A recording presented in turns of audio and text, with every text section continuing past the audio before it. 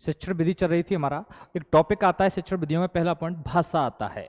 और भाषा जो टॉपिक आता है तो इसमें से भाषा से क्वेश्चन बनते हैं आपके लिए, वो कौन कौन से क्वेश्चन आते हैं, कैसे आते हैं, उसको समझना है एक एक पॉइंट को। शब्द है भाषा, पहला ही क्वेश्चन बनता है कि भाषा शब्द में कौन सी धातु होती है, तो भाषा शब्द में भास धातु होती है, भास धातु है। भाषा शब्द में धातु पूछा जाता है, भास धातु है, और टाप प्रत्यय से बना होता है, टाप प्रत्यय है।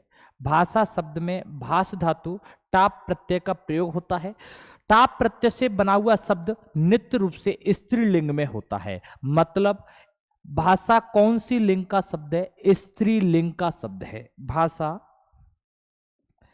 स्त्रीलिंग का शब्द होता है, स्त्रीलिंग का शब्द है, स्त्रीलिंग का शब्द है। इसका अर्थ होता है बोलना या कहना। पहला क्वेश्चन ध्यान से बनाइए एक पॉइंट कि भाषा शब्द में भास धातु का प्रयोग हुआ, टाप प्रत्यय बना। कौन सा प्रत्यय है, टाप प्रत्यय। टाप प्रत्यय से बना हुआ शब्द नित्य रूप से स्त्रीलिंग में होता है, तो मतलब भाषा कौन सी लिंग का शब्द हुआ, स्त्रीलिंग का शब्द हुआ बेटा। दूसरा पॉइंट बनता है कि भाषा का अर्थ क्या होता है, इसका शाब्दिक अर्थ होता है बोलना या कहना होता है, ध्यान से क्लियर। दूसरा पॉइंट आ जाता है कि भाषा जो क्या होती है, भाषा के माध्यम से, इस भाषा के माध्यम से, भाषा के माध्यम से विचारों की अभिव्यक्ति की जाती है, विचारों की अभिव्यक्ति की जाती है, अभिव्यक्ति की जाती है, अभिव्यक्ति। मतलब ये भाषा के द्वारा हम विचारों की क्या करते हैं, अभिव्यक्ति करते हैं। अर्थात कह सकते हैं हम कि हम अपने विचारों को, हम अपने विचारों को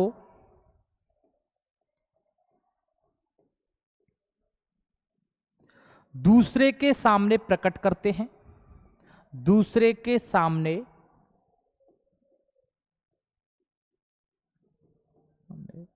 प्रकट करते हैं, प्रकट करते हैं। अर्थ वह दूसरे के विचारों को, वह दूसरे के विचारों को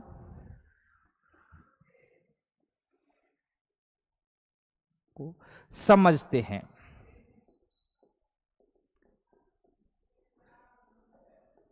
बात कैसी है कि बात ये होती है कि हम जो विचार बोलते हैं, व्यक्त करते हैं, वो दूसरे के सामने किसके माध्यम से बोलते हैं, भाषा के माध्यम से। और भाषा के जो दूसरा व्यक्ति के विचार समझते हैं वो किसके माध्यम से समझते हैं, भाषा के माध्यम से। मतलब ये हमारे विचार व्यक्ति का क्या होती है, माध्यम होती है। तो पहला क्वेश्चन बनता है कि भाषा किसका माध्यम है, विचार व्यक्ति का क्या होती है, माध्यम होती है। दूसरा क्वेश्चन यहां से एक क्वेश्चन बनता है बेटा कि जो भाषा होती है केवल मनुष्य में नहीं पाई जाती, सभी प्राणियों में पाई जाने वाली होती है। मतलब सभी प्राणियों में पाई जाने वाली क्या होती है, विशेषता होती है। जो भाषा होती है जो सभी प्राणियों में पाई जाती है, सभी प्राणियों में पाई जाने वाली विशेषता है, सभी प्राणियों में पाई जाने वाली विशेषता है, पाई जाने वाली विशेषता है।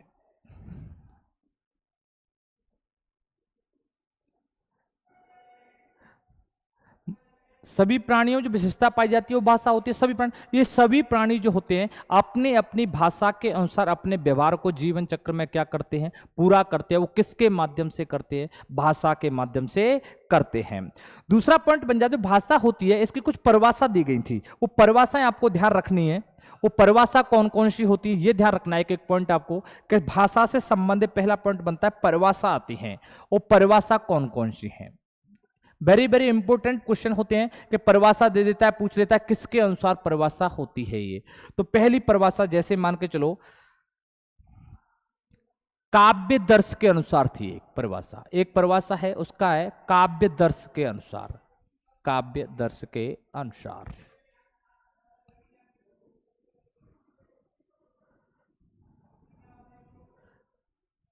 काव्य, इसमें परिभाषा दी गई है। काव्य दर्शन में कहा गया है यदि संसार में भाषा की ज्योति नहीं होती तो संपूर्ण संसार अंधकारमय हो जाता। अगर इस संसार में क्या नहीं होती, भाषा नहीं होती, तो संपूर्ण संसार कैसा होता, अंधकारमय होता। यह परिभाषा किस में दी गई है, काव्य दर्शन में दी गई है। तो मैं लिख सकता हूं कि यदि संसार में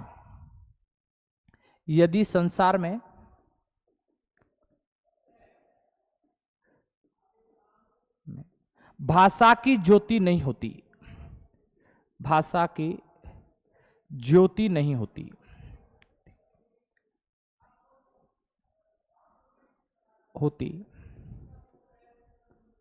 तो संपूर्ण संसार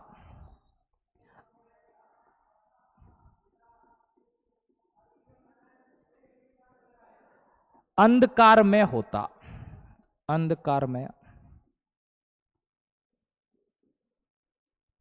होता। यह परिभाषा किस में दी गई है, काव्य दर्शन। मतलब मान चलो किसी पर ज्योति नहीं है तो अंधकार होगा वहां पर। यह बात कौन कह रहा है, इस बात को काव्य। अगर संसार में भाषा की ज्योति नहीं होती तो संपूर्ण संसार हमें कैसा लगता, अंधकार में लगता। परिभाषा किसके अनुसार थी, काव्य दर्श के अनुसार थी। दूसरी वेरी वेरी इंपॉर्टेंट परिभाषा आती है स्वीट के अनुसार। कई बार पेपर में आई हुई है कि स्वीट के अनुसार, स्वीट के अनुसार। अब स्वीट क्या कहता है, भाषा की परिभाषा देता है बेटा, एक छोटी सी परिभाषा देती है। स्वीट कहता है कि भाषा विचार अभिव्यक्ति का माध्यम होती है। मतलब जो भाषा होती है वो भाषा किसका माध्यम होती है, हमारे विचार अभिव्यक्ति का क्या मानी जाती है, माध्यम मानी जाती है। परिभाषा कौन देगा बेटा, स्वीट देता है। तो पहला पॉइंट बन जाता है कि स्वीट ने कहा था कि भाषा विचार अभिव्यक्ति का माध्यम होती है, विचार अभिव्यक्ति का माध्यम होती है, अभिव्यक्ति का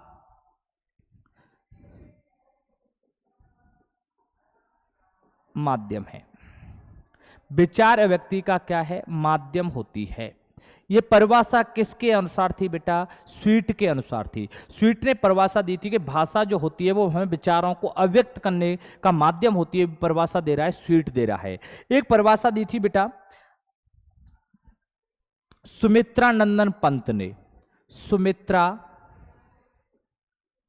नंदन पंत।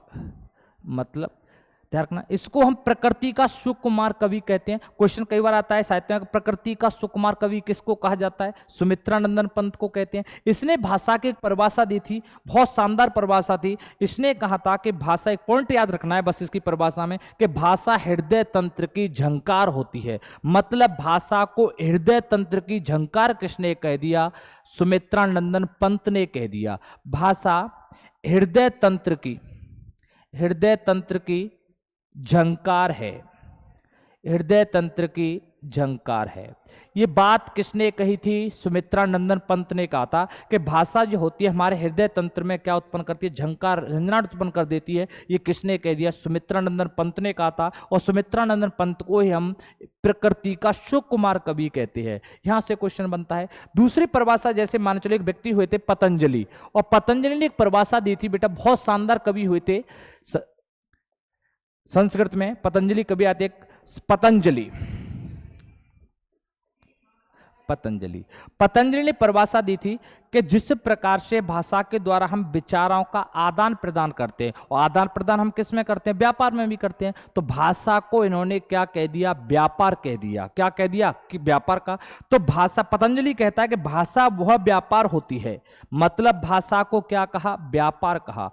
भाषा वह व्यापार है, वह व्यापार है, भाषा वह व्यापार है जिसके माध्यम से, जिसके माध्यम से,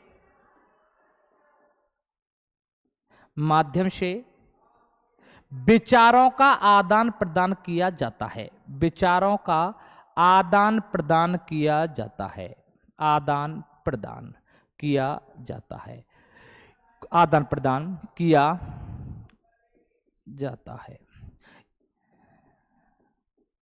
मतलब पतंजलि ने एक पॉइंट ध्यान रखो, केवल भाषा को क्या नाम दे दिया, व्यापार कह दिया। मतलब भाषा को क्या कहा, व्यापार का। जैसे व्यापार में विषय वस्तु चीजों का आदान प्रदान होता है, उसी प्रकार से इसके में भाषा के माध्यम से विचारों का क्या हो जाता है, आदान प्रदान होता है। ये बात कौन कहता है बेटा, पतंजलि कहता है। एक परिभाषा और ध्यान रखना है, रामचंद्र के अनुसार, वेरी वेरी इंपोर्टेंट परिभाषा है, रामचंद्र के अनुसार। अब रामचंद्र, अब सीधा पॉइंट ध्यान रखो कि जो रामचंद्र है, राम तो भगवान होते हैं, तो भगवान सबकी मन की बात मानते हैं, जानते हैं कि नहीं जानते हैं, सब जानते हैं। जब भगवान सबकी मन बात जानते हैं तो इसके द्वारा कह सकता है कि भाषा वह माध्यम होती है जिसके माध्यम से मन की बात बतलाई जाती है। ये बात कौन कह रहा है, रामचंद्र कहता है। मतलब भाषा वह माध्यम है, भाषा वह माध्यम है, वह माध्यम है जिसके द्वारा मन की बात बतलाई जाती है, मन की बात बतलाई जाती है,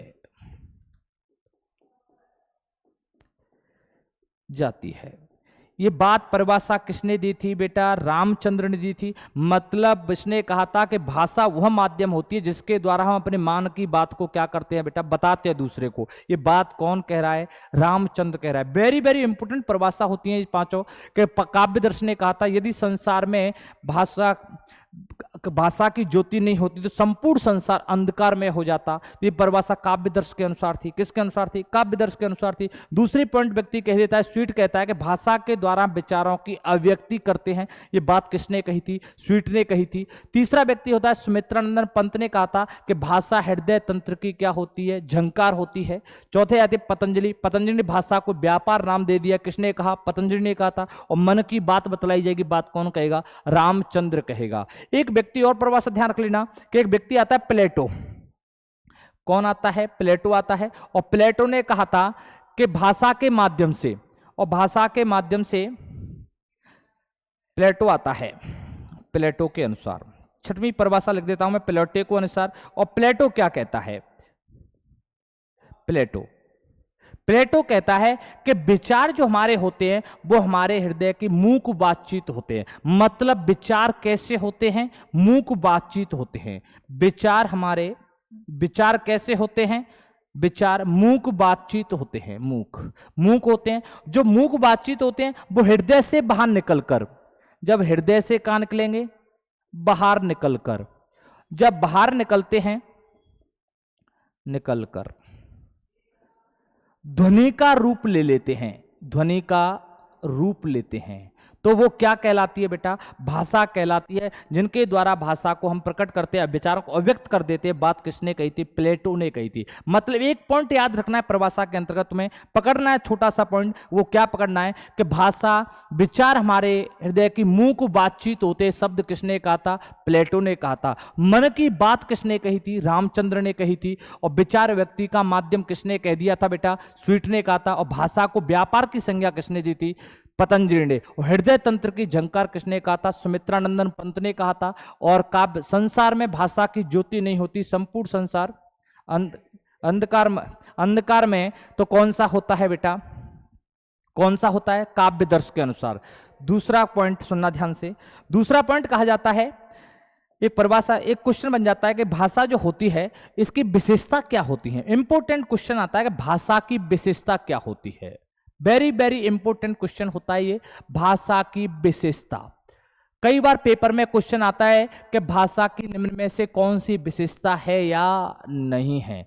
क्वेश्चन यहां से बनता है और बहुत शानदार क्वेश्चन बनता है जब बनेगा। जब तो जैसे एक क्वेश्चन बनता है कि भाषा की में कि भाषा संपत्ति कैसी है, तो भाषा अर्जित संपत्ति होती है। मतलब कोई भी व्यक्ति है वो भाषा को अर्जित करता है। जैसे मान चलो मैंने यहाँ राजस्थान में जन्म लिया, कोई व्यक्ति भारत देश में जन्म ले रहा है और भारत जाके कोई व्यक्ति इंग्लैंड में लेगा या कहीं दूसरे देश में, संस्कृति के अनुसार ही भाषा बोलता है। जैसी बालक भाषा सुनेगा वैसी बालक भाषा बोलता है। तो भाषा सदैव अर्जित संपत्ति मानी जाती है। तो भाषा संपत्ति कैसी है, अर्जित संपत्ति है।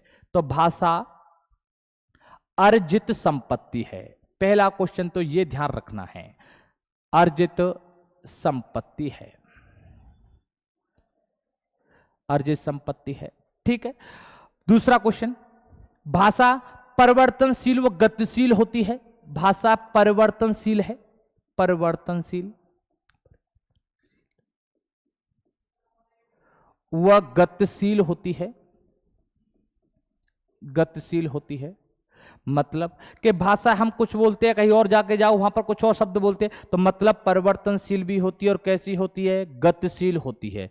तीसरा पॉइंट बनता है बेटा, भाषा वातावरण की उपज है, वातावरण की उपज मानी जाती है। वातावरण की क्या होती है, उपज होती है। तो वातावरण की क्या होती है, उपज होती है। चौथा बनता है कि भाषा समन्वयकारी उपागम है, समन्वयकारी उपागम है, कार्य उपागम है। अब बात आती है बेटा कैसा समन्वयकारी क्या होता है। समन्वयकारी होता है कि ऐसी भाषा जिसमें दूसरी भाषा भी मिल जाती है, वो कौन सा उपागम होता है, समन्वयकारी होता है। मतलब किसी दूसरी भाषा का भी और मिल जाना ही कौन सा उपागम होता है, समन्वय। जैसे हम बोलते हैं राम कहाँ गया है, राम स्कूल गया है, राम कहाँ गया, स्कूल गया। अब मतलब कोई तो आधी इंग्लिश बोलते हो आधी हिंदी बोलते हो, तो वो कौन सा उपागम हो गया, समन्वयकारी। मतलब दूसरी भाषा का मिल जाना ही कौन सा उपागम होता है, समन्वयकारी उपागम होता है। इसलिए भाषा कैसा उपागम होता है, समन्वयकारी उपागम होता है। पांचवा बोलता है बेटा, वेरी वेरी इंपॉर्टेंट लाइन होती है ये कि भाषा कठिनता से सरलता की ओर बढ़ती है। भाषा कठिनता से सरलता की ओर जाती है, सरलता की ओर जाती है। मतलब जो कोई बालक सबसे पहले भाषा सीखता है वो कठिन लगती है उसको, कैसी लगती है, कठिन। शुरुआत में कठिन लगती है और बाद में धीरे धीरे उसके लिए क्या हो जाती है, सरल हो जाती है। ये कौन कहता है, किसकी विशेषता होती है, भाषा की। लेकिन क्वेश्चन घूम सकता है, और क्वेश्चन घूमेगा कि एक शिक्षक कक्षा कक्ष में बालकों के सामने भाषा सिखा रहा है, और भाषा सिखाने के लिए उसे कौन से शिक्षण सूत्र का पालन कर रहा होगा, तो सरल से कठिन की ओर बढ़ना है। किसकी ओर बढ़ना है, सरल से कठिन। लेकिन भाषा किसकी ओर बढ़ती है, कठिनता से सरलता की ओर क्या बढ़ती है बेटा, भाषा बढ़ जाती है। अगला क्वेश्चन बन जाता है, 5-6वां क्वेश्चन मान के चलो, भाषा गतिशील हो गई, परिवर्तनशील हो गई, और भाषा के द्वारा साहित्यिक रूप कैसा होता है, भिन्न भिन्न हो जाता है। मतलब भाषा का साहित्यिक रूप कैसा होता है, भिन्न होता है, भिन्न भिन्न होती है, भिन्न होता है। कौन सा रूप बेटा, साहित्यिक रूप। रूप कैसा होता है, भिन्न। ये कुछ भाषा की क्या होती है, विशेषता होती है। तो भाषा अर्जित संपत्ति होती है, भाषा परिवर्तनशील गतिशील होती है, भाषा वातावरण की उपज होती है, भाषा समन्वयकारी उपागम होता है, भाषा कठिनता से सरलता की ओर बढ़ती है, और भाषा का साहित्यिक रूप भी कैसा हो जाता है, भिन्न भिन्न हो जाता है। मतलब कहीं पर भाषा कुछ बोलते हैं, कहीं पर मतलब इसका साहित्यिक रूप भी कहीं कहीं कैसा मिलता है, भिन्न मिलता है। उसके बाद में आता है कि भाषा मनोविज्ञान में होता क्या है। मतलब भाषा मनोविज्ञान कैसे बालक भाषा सीख सकता है। तो पॉइंट बनता है कि भाषा मनोविज्ञान, एक शब्द चलता है भाषा मनोविज्ञान, वेरी वेरी इंपॉर्टेंट लाइन है। कैसे लाइन है वो ध्यान रखना है, सीटेट में क्वेश्चन आया था ये कि भाषा मनोविज्ञान सीखने का मतलब सही क्रम क्या है। भाषा मनोविज्ञान के सोपानों का सही क्रम सीटेट में पूछा गया क्वेश्चन है कि भाषा जो मनोविज्ञान होती है, तो भाषा मनोविज्ञान किसे कहते हैं। तो भाषा मनोविज्ञान कहते हैं बेटा कि एक बालक में जिस प्रकार से भाषा का विकास होता है उसे हम भाषा मनोविज्ञान कहते हैं। मतलब एक जो बालक होता है उसमें जो भाषा का विकास होता है वो किस तरीके से हो रहा है, उसको हम क्या कहते हैं, भाषा मनोविज्ञान कहते हैं। जैसे मेरा कोई बालक है और बालक में भाषा का विकास होगा, मतलब एक बालक में भाषा का विकास, बालक में भाषा का विकास, भाषा का विकास और भाषा का विकास जिस प्रकार से होता है, जिस प्रकार होता है, जिस प्रकार होता है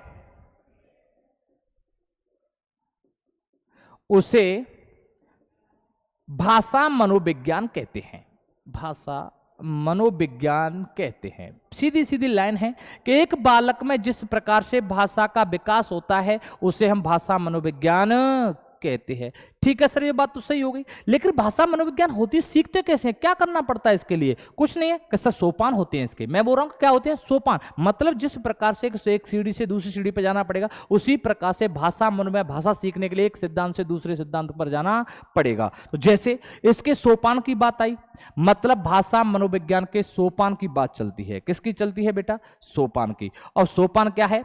सोपान वेरी वेरी इंपॉर्टेंट है। भाषा मनोविज्ञान के सोपान क्या होते हैं? कुछ नहीं है, सोपानी पेपर में पूछे गए थे सीटेट में, सीधा क्वेश्चन था कि भाषा मनोविज्ञान के सोपान बताइए। तो सबसे पहले सोपान होता है बेटा जिज्ञासा। पहला होता है जिज्ञासा होता है। फिर बेटा मैंने लिख दिया जैसे प्रयत्न, प्रयत्न। फिर लिख दिया बेटा मैंने नंबर 2 3 पर अनुकरण, अनुकरण लिख दिया। और चौथा लिख दिया जैसे मान के चलो मैंने अभ्यास।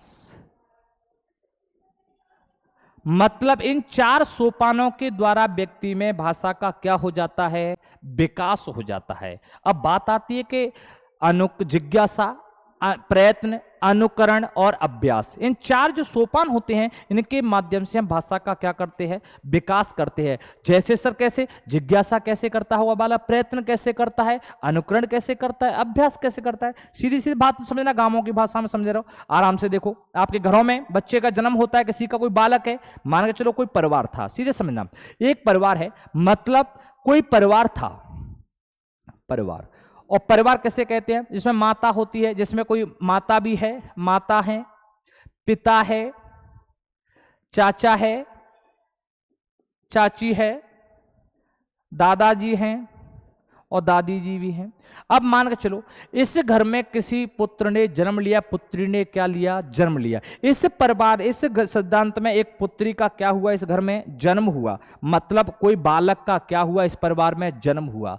बालक का क्या हुआ? जन्म। कोई बालक रहता था, छोटा सा बालक था, उसका जन्म हुआ, बड़ा हुआ धीरे धीरे, तो उसके घर वालों ने क्या किया? उसको कोई भाषा बोलना सिखाना शुरू कर दिया, पढ़ाना शुरू कर दिया था। जैसे भाषा बोलना शुरू कर दिया था, शुरू किया तो बालक के लिए भाषा शुरू की, और बालक जैसे भाषा शुरू करेगा तो इसलिए बालक की प्रथम पाठशाला कहां सीख रहा है? परिवार में। तो बालक की प्रथम पाठशाला किसे कहते हैं? परिवार को कहते हैं। परिवार हुआ, और परिवार में कौन निवास करती है? माता निवास करती है, पिताजी निवास करते हैं, और माता, बालक के द्वारा पहली भाषा भी बोली जाती है, मातृभाषा बोली जाती है, जो माँ के द्वारा बोली जाती है। अब बालक के परिवार घर वालों ने एक शब्द में, बालक जो घर में जन्म लेता है तो बालक जैसी ध्वनि सुनता है उसी प्रकार की ध्वनि उच्चारित करने की उसमें क्या जागती है? जिज्ञासा। जैसे ध्वनि बोल रहा है कोई घर में, उसी प्रकार की ध्वनि कहां जाती है? बालक के कानों में जाती है। जब बालक के कान में जाएगी ध्वनि तो बालक उस ध्वनि से क्या हो जाता है? वशीभूत हो जाता है। उसी प्रकार की ध्वनि उत्पन्न करने की जिज्ञासा जागी। तो मतलब पहले तो क्या हुआ? उसमें जिज्ञासा हुई।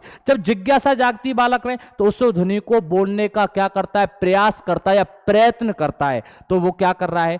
प्रयत्न कर रहा है। जब घर वाले सोचते हैं कि बालक किसी शब्द को बोलने का प्रयत्न कर रहा है, बोलने, तो बालक, घर वाले किसी शब्द का साधारण शब्द लेंगे, उस शब्द का बालक से क्या करवाएंगे? अनुकरण करवाते हैं। जैसे मान लो दादा दिए, दादी जी, और दादा बालक से अनुकरण, बेटा जे बोल दादा, और बालक से क्या बुलवाया? दादा बुलवाया। मतलब छोटे से शब्द, सार शब्द का क्या करवा रहे हैं? अनुकरण करवाया। दादा शब्द का अनुकरण करवाया, और बच्चा ने उस शब्द का क्या करेगा? अनुकरण करेगा। जब अनुकरण शब्द का बालक करेगा तो एक शब्द बोलेगा वो दादा, और दादा जैसे ही बोलेगा तो घर वाले उसको शब्द का बार बार क्या करवाएंगे? अभ्यास करवाएंगे, जिससे वो शब्द कैसा हो जाता है? स्थायी हो जाता है। तो सबसे पहले बालक में जिज्ञासा होती है, उसके बाद में बालक किसी शब्द को क्या करता है? बोले प्रयत्न करता है, और प्रयत्न करने के बाद में घर वाले उस शब्द का क्या करवाते हैं? अनुकरण करवाते हैं। जब बालक उस पर अनुकरण करना सीख जाता है, उस शब्द का बार बार क्या करवाते हैं? अभ्यास करवाते हैं। इससे वो शब्द क्या हो जाते हैं? स्थायी हो जाते हैं। इस प्रकार से बालक में किसका विकास हो जाता है? भाषा का विकास